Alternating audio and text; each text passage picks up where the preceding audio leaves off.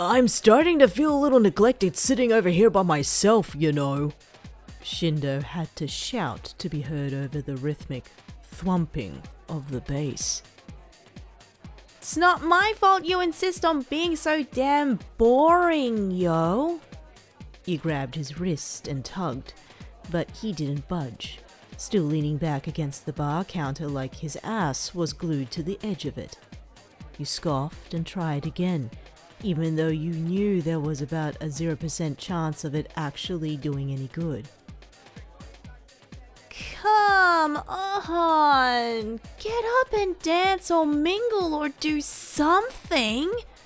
You look like a creepy old man just standing at the bar like this. It was dark, but you didn't need lights to see the way Shindou glowered at you. I was up at 4 a.m. waiting for your flight to land, you know, since you practically begged me to pick you up. Then while you got to sleep all day, I had to go put in hours at the agency. He peered down at his soda, mouth pulled back in a thin line. Then, for some reason, I agreed to come out with you and got dubbed the designated sober friend. I think I've earned the right to be as boring as I want. Blah blah blah. Look at me, I'm Shindou yo, and I'm annoyed because someone wants to spend time with me. You squatted low, peering up at Shindou through the edge of his glass. At least now he had to look at you, no matter how grumpy he was pretending to be. Don't act like you're not thrilled to have me back. I'd be more excited if you didn't always insist on being such a pain. You pursed your lips and wiggled in a little closer.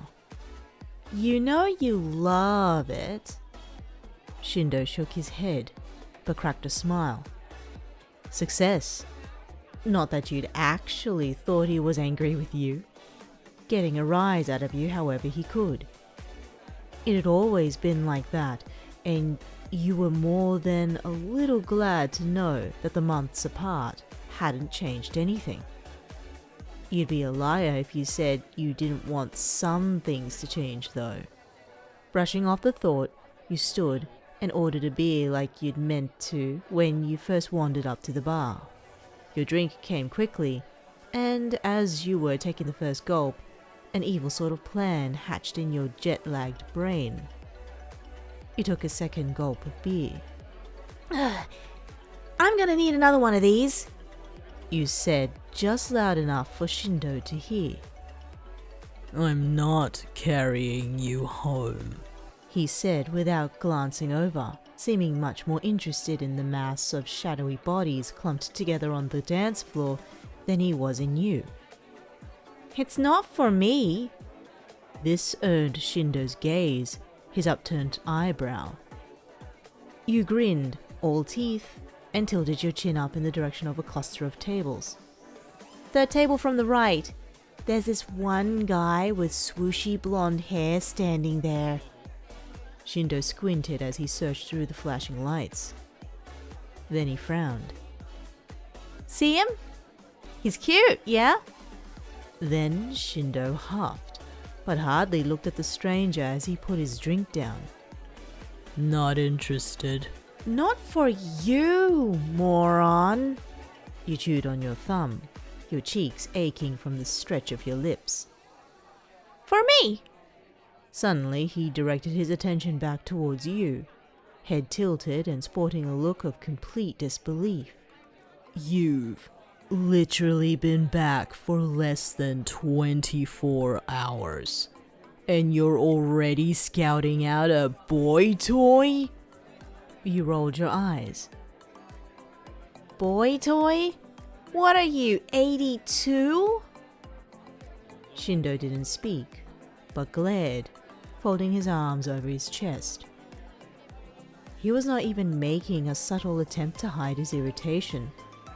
Judging by the dark look in his eyes, the way they seemed more like bottomless pits than anything even vaguely human, you could tell this was the real Shindou you were talking to. Good. The guy needed to learn a thing or two about being genuine every once in a while. Come on, he's super sweet. I nearly fell on my face dancing out there and he caught me before I could make a fool of myself. When his expression remained hard, you prodded at his arm with your elbow. Besides, you know I'm a softie for the nice boys. You also have a thing for idiots, apparently. Shindou made a vague gesture over towards the table with his hand. Look at those eyes. The stupid smile. That dude wouldn't know his ass from a hole in the ground. Well, then I guess it's a good thing we don't need to be rocket scientists to have a fun time. Downing the rest of your beer, you waggled your eyebrows at Shindou. Guess I'll have to fill you in later, Mr. Boring. You were extra sure to amble, not at all in a rush to lock eyes with the bartender. You mussed up your hair a bit, then pat it back down. Then you picked at the little bits of dirt beneath each fingernail, pretending you could actually see anything beneath the blinding flash of neon lights. You were just wasting time. Waiting. All the while you made sure to strategically not notice the way Shindou's gaze drifted between you and that corner table. Your shoulder, back to the table. Your waist, back to the table. Your lips, back to the table. Just as you opened your mouth to order another drink, someone pressed a hand flat against your chest, nudging you back, away from the counter. Twisting slightly, you saw Shindou, staring intently at a spot somewhere between your eyes. You shot him a quizzical look, and he furrowed his brows. Then slowly, very slowly, half of his mouth curled upwards. Not in a sweet or cheerful sort of way. No, this was an impish, self-satisfied sort of expression. One that Shindou seemed to have mastered over the years. Still, you could see how he might fool others, even without trying. The smile, the twinkling eyes, the dimple, for God's sake. He looked about as menacing as one of those cherubs you might find in a Renaissance painting. Your face is red, he said matter-of-factly, putting down his drink and pressing the back of his hand to your forehead. It felt warm. You swatted away his wrist, scoffing. You didn't know what he was up to, but hell if you were gonna fall for it. It's hot in here. Plus, I was just dead. No! Shindou cut you off, shoving one long finger into your shoulder. Hard. See? You can barely stand up straight. Naturally, you wobbled. Shindou was strong, and the telltale numbness that was still buzzing through your shoulder told you that his quirk might also have something to do with your sudden lack of balance. I've been on my feet all day, asshole. What do you think you're trying? I think you're drunk, Shindou said, taking a step forward, casting a shadow over you. I think you've had your fun, and I should take you home now. You cocked your jaw to the side and peered up at him. It took everything in you not to burst out in a fit of victorious laughter. I've literally had one drink. He shrugged. You're a lightweight. And you're jealous. For the briefest moment you thought you saw his eyes widen, but just as quickly as it came, it passed. Still, it was enough to prove your suspicions. I knew it would work. I actually made you jealous. Before you got the chance to gloat any more, Shindou was ushering you towards the door with one hand draped over your shoulder. You tease him more, but every time you opened your mouth to shout something snarky over the sound of the DJ, a sharp buzz radiated out from his palm and made you squeak. Even after years of being subjected to Shindou's sneak attacks, his quirk still felt like one of those old-fashioned shock pens you and your schoolmates used to play with. It was never painful, just a surprise. The two of you walked like that for a while, even after you got outside and the night air cooled your faces. You didn't shimmy away from Shindou until you were well past the red rope barriers, past the stragglers still loitering around the club entrance, and the bouncers keeping them away from the doors. You can let go of me now. You know, since I'm not drunk. Shindou stopped walking, seeming less than bothered by the accusatory tone you took on. Prove it. How many fingers am I holding up? He held up 2 on his left hand and 1 on his right. As always, he had to put up a fight despite the fact you both already knew it was all just an act. 3. You answered without hesitation. You flicked up your middle finger and wiggled it in front of his face. Now how about you? How many do you see? He shoved both hands in his pockets and grinned wide. Shit, guess you're right. That's my bad. Oh, like your little mistake wasn't completely intentional. I have no idea what you're talking about. Ow! Shindou yelped when you reached over and pinched his arm through his sleeve. He let his jaw hang in a look of mock incredulity. Is this the thanks I get for looking out for you?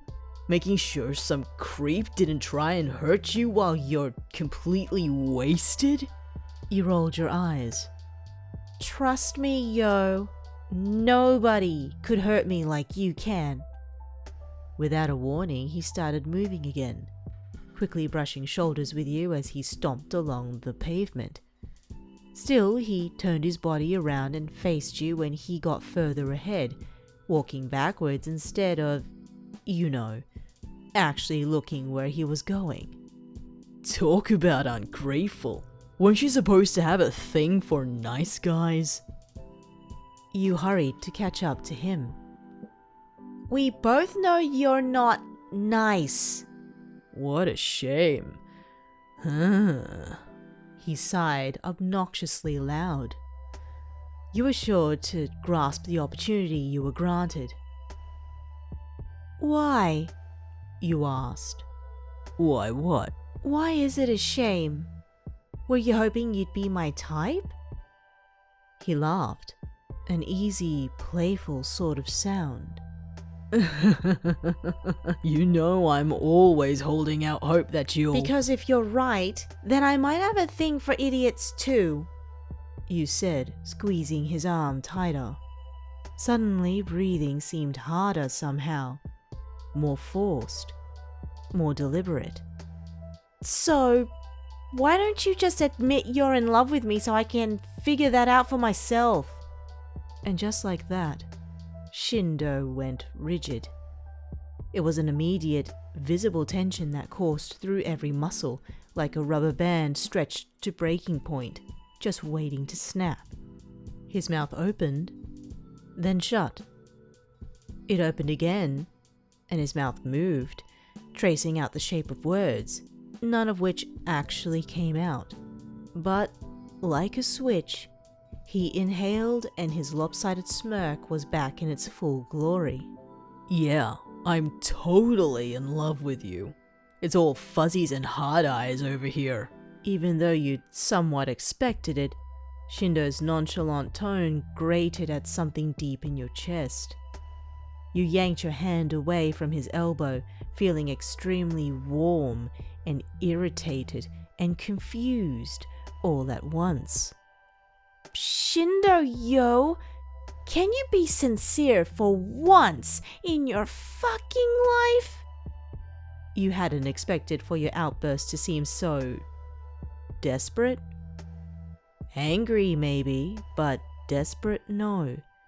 If you were smart, you would have rolled your eyes, tinged the sentence with a bit of sarcasm. Something.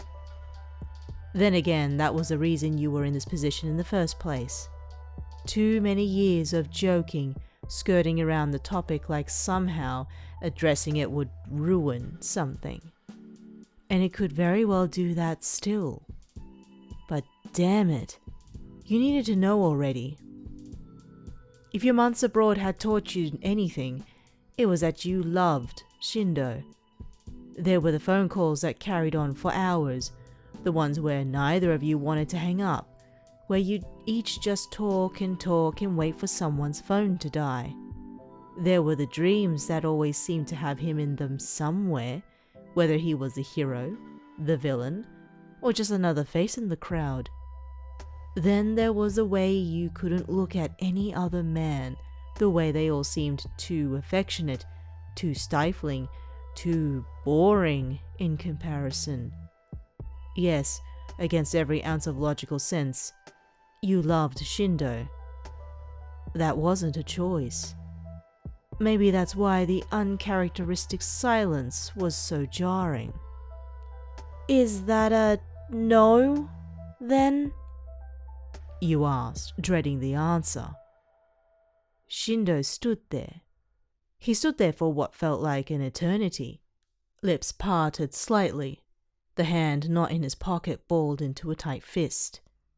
It's not a no, he said, soft, but to you, he might as well be shouting. Because there was some hope in not a no. Still, you needed more. You said you loved me last year before I left for America. I think about that a lot. More than you probably think I do, and... You inhaled and ran a trembling hand down your face, tucking it beneath your chin once it finished its course. It probably looked awkward, like you was some sort of prey animal finding comfort in protecting your neck from an inevitable attack. Still, you did it because it was one of the only things keeping you from hyperventilating. You had 10+ years of friendship at stake here. You would be stupid to risk that without a little restlessness. And I just need to know if that was a joke. If you didn't actually mean it. Don't try to change the subject and don't lie to try and make me feel better. I've known you way too long for that, yo. So don't even try it. There was no sparkle in his eyes when he stepped forward, not a hint of playfulness when he furrowed his brow, nor a bit of cockiness when he chewed his lip. The exact moment was a blur, but by the time the street stopped seeming so fuzzy, Shindou was closer, practically chest to chest with you, actually. You say it first, he demanded, voice riddled with all the authority of a pro hero. Not that that meant you had to actually listen to him. This was still Yo, after all. That's not how this... Please. You thought it was the first time you'd ever heard him say the word earnestly. That fact alone was enough to make you compromise. You'd no doubt groan later when you remembered the way he knew nearly every way to make your resolve crumble like a bridge made of toothpicks. I love you, Yo. It wasn't as though you hadn't said it before, but this time it meant something entirely different. Still, you considered tacking the word romantically onto the end, but then you decided it was hardly necessary to clarify at this point. Awkward confessions like this weren't exactly something just friends did. Shindou shut his eyes and smiled, and it wasn't crooked, or mischievous, or cocky. It was just a smile. A genuine smile. Damn. I've waited a long time to hear you say that. An arm crept up from Shindou's side, fingertips brushing a trail up your arm and stopping somewhere at the base of your neck. He nudged at the hand you had tucked in beneath your chin, coaxing it to fall away from your face. Then he leaned in. And you raised your palm quick, nearly jabbing Shindou's jaw in your hurry to push him away. Not so fast, Romeo. It's your turn. He gritted his teeth, a low, annoyed sound crawling out from the back of his throat. Really? Yep. I don't kiss my friends. So hurry up and say it already. Shindou scoffed and grabbed your wrist, forcing your hand down. Away. Somewhere in the time it took him to close a distance that remained between the pair of you, he grumbled something. More trouble than you're worth. Along with a rushed, I love you. seeing as you've both waited long enough, you figured you could let this one slide.